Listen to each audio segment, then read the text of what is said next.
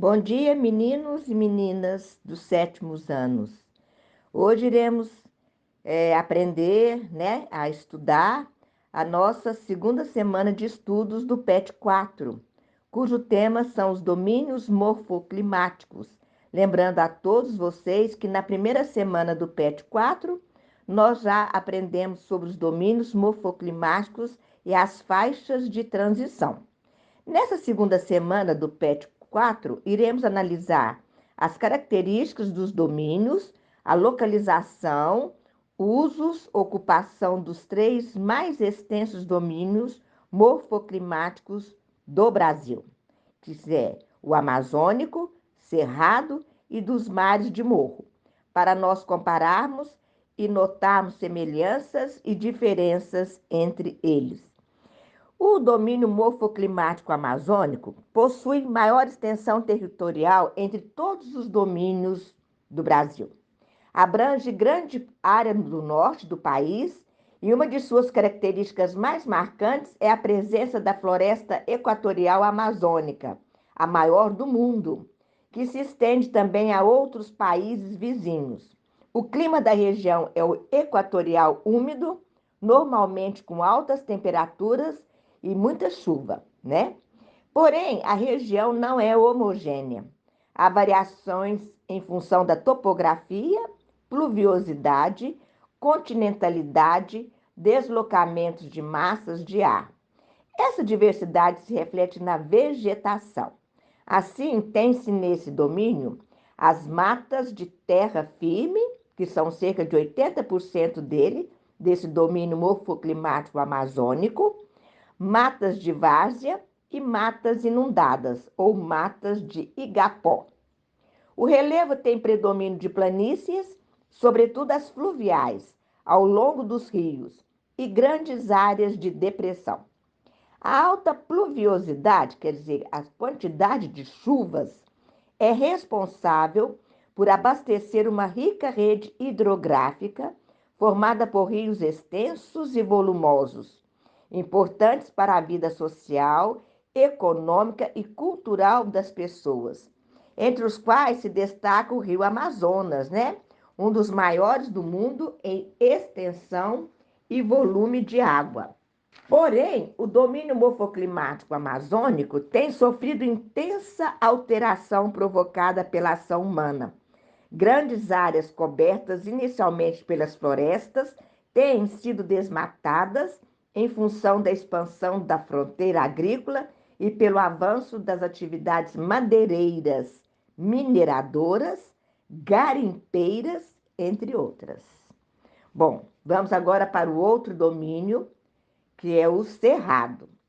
O cerrado ocupa grande parte da porção central do Brasil e é o segundo maior domínio morfoclimático em extensão territorial. O cerrado possui clima tropical típico, marcado por duas estações bem definidas, uma chuvosa, nos meses de verão, e a outra seca durante o inverno. As formas de relevo são variadas, planaltos, formações geológicas bem antigas, que foram intensamente desgastadas e aplainadas por processos erosivos ao longo do tempo, chapadas, serras e depressões. As formações vegetais também são bastante diversificadas, porém se destacam as árvores e arbustos de pequeno e médio portes, distribuídos de maneira dispersas na paisagem, campos, cerrados ou mais adensados na forma de matas, cerradões. Há também as matas de galeria e uma grande quantidade de gramíneas e outras plantas rasteiras, formações campestres.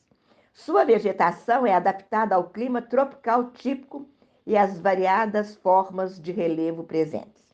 Por ter grande parte do solo poroso, característica que facilita a infiltração da água e, consequentemente, a recarga das águas subterrâneas, o cerrado é muito importante para garantir a perenidade de rios que abastecem importantes bacias hidrográficas brasileiras, como é o caso do Rio São Francisco, que nasce na área de Planalto, na Serra da Canastra, em Minas Gerais, aqui no nosso estado.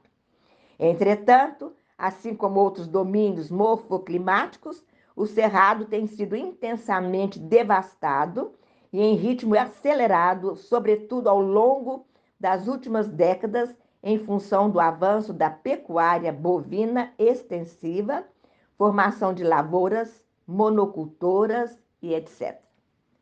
E agora vamos aprender sobre o domínio morfoclimático dos mares de morro, que recebe esse nome em referência à forma arredondada dos topos mais elevados dos planaltos e serras do Atlântico leste-sudeste.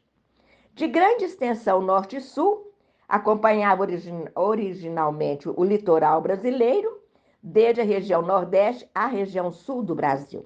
Isso quer dizer que, além dos planaltos irregulares, com predomínio de serras, morros, bastante desgastados pelos processos erosivos, as planícies costeiras, algumas áreas de depressões periféricas, os planaltos e chapadas da Bacia do Paraná também fazem parte do relevo desse domínio de mares de morro.